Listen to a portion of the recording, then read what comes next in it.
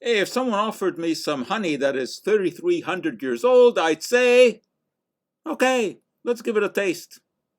And such honey does exist. A jar was found in the tomb of King Tut, because the ancient Egyptians thought that the king could use some sweetness on his journey to the other world. Why would I be willing to taste it?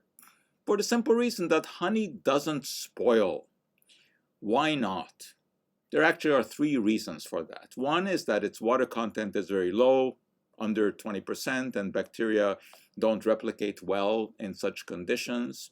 The second reason is that honey is mostly sugar, and sugar can withdraw water from bacteria and dehydrate them and kill them. The third reason is that honey is acidic, because enzymes in the nectar from which the bees make the honey can break down some sugars to form acids like gluconic acid. Also, proteins get broken down into amino acids. So honey is acidic. It has a pH of about 3.5, and bacteria cannot survive well at that pH. So if honey is so easily preserved, why does it have to be pasteurized? Well, it doesn't. Honey is not pasteurized for any kind of a safety reason. You can eat raw honey, you can eat pasteurized honey, unpasteurized honey, it doesn't matter.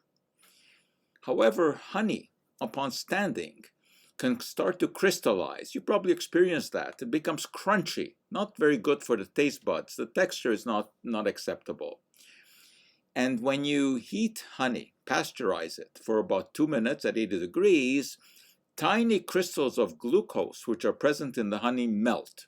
Now, those crystals form as nuclei around which sugar can crystallize. But if they're not there, you don't have much chance of crystallization.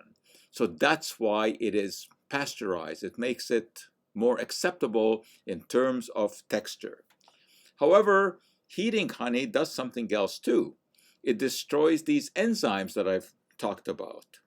And there are people who suggest that those enzymes have some kind of health benefit. That actually doesn't have any kind of scientific basis. Enzymes are just protein molecules, and they get broken down during digestion.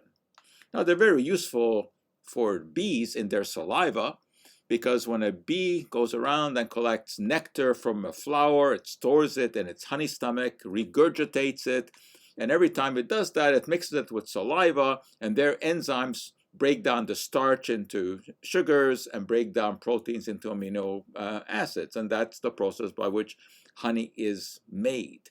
But those enzymes don't have any therapeutic effect. Now, depending on what kind of plant bees have collected their nectar from, the honey can have a different taste and somewhat of a different chemical profile. For example, in New Zealand or Australia, there are bees that collect nectar only from the tea tree, TEA. And this is known as manuka honey. It has a very interesting taste. And also in a petri dish, it does have some antibiotic effects. But the human body is not a large petri dish. So just because you can show something in the lab doesn't mean that it will have any kind of effect in the human body. So as far as honey goes, eat it because you like it. Whether you eat pasteurized, unpasteurized, or raw honey doesn't matter.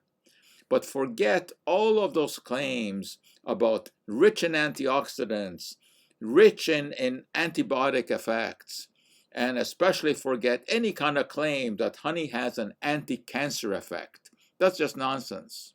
And those are the kind of claims that make me just want to vomit, just like bees do when they regurgitate their nectar, converting it into honey. And that for today is our cup of joe.